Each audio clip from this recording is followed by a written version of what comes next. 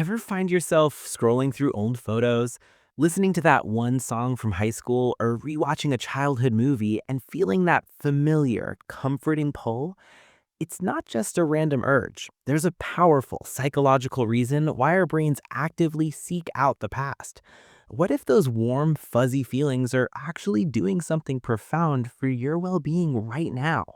We often treat nostalgia like a guilty pleasure, a way to hide from the present.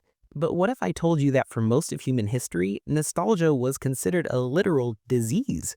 In the 1600s, doctors thought it was a neurological illness of demonic cause. They believed people could actually die from longing for the past. Fast forward to today, and psychology has flipped the script. We're realizing that nostalgia isn't a sign of weakness. It's one of your brain's most sophisticated survival tools. It's a mental Swiss Army knife that helps you fight stress, loneliness, and even the fear of the future. Let's talk about stress. When your boss is breathing down your neck, your bills are piling up, or the world just feels generally on fire, your nervous system enters a state of high alert. Your cortisol levels spike, your heart rate climbs, and your brain starts looking for an exit. This is where nostalgia acts as your internal reset button. When you engage in a nostalgic memory, you aren't just thinking about the past, you are biologically soothing your present.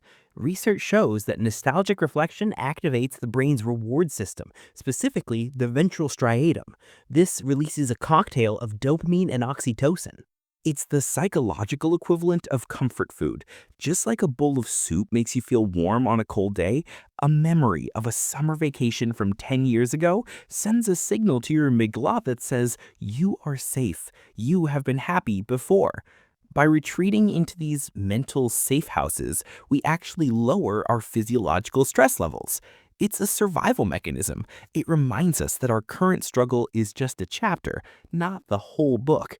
Your brain uses the past to prove to you that a happy version of you exists, which gives you the fuel to keep going today. But here is where it gets a little trippy. Have you ever noticed that your memories of the past are way better than the past actually was? You remember the late night laughs at the diner, but you completely forget the fact that you were broke, the car wouldn't start, and you were failing math. This isn't a glitch, it's a feature called positive memory bias, or rosy retrospection. Your brain is essentially a world-class video editor. Over time, it prunes away the boring or painful footage and color grades the highlights to look more vibrant. Why does it do this? Because if we remembered every moment of pain and boredom with 100% accuracy, we'd be too exhausted to ever try anything new. By filtering the past through a rosy lens, your brain creates a narrative of success. It builds your self-continuity, the feeling that you are a consistent person with a meaningful story. This bias protects your ego. It allows you to look back and see a series of triumphs rather than a series of stresses. You aren't lying to yourself, you're curating a gallery of your best moments to ensure you have the confidence to face tomorrow. Nostalgia isn't just a solo trip, though. Think about why "remember when" is the most common phrase at any reunion. Shared nostalgic experiences act as a powerful social glue. In a world where we are more connected digitally but more isolated physically, nostalgia is the bridge that relinks us.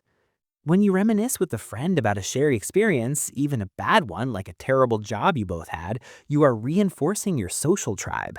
Psychologists have found that social nostalgia increases our sense of belonging. It makes us feel more loved and socially competent. This is why brands love to sell us reboots and retro styles. They aren't just selling a product, they are selling a ticket back to a time when we felt connected to something bigger than ourselves. When we engage in shared nostalgia, we are reminding each other, I was there, you were there, and we matter to each other.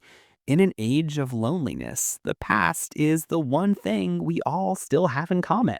So the next time you find yourself lost in an old playlist or staring at a photo from 5 years ago, don't feel like you're stuck in the past. Your brain is just taking a moment to recharge. It's hitting the reset button, filtering out the noise, and reminding you that you belong.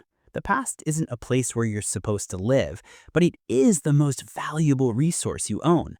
It's the evidence that you can survive, the proof that you can be happy, and the bridge to the people you love. Use it as fuel, not as an anchor, because the good old days aren't just behind you, they are the foundation for the person you're becoming.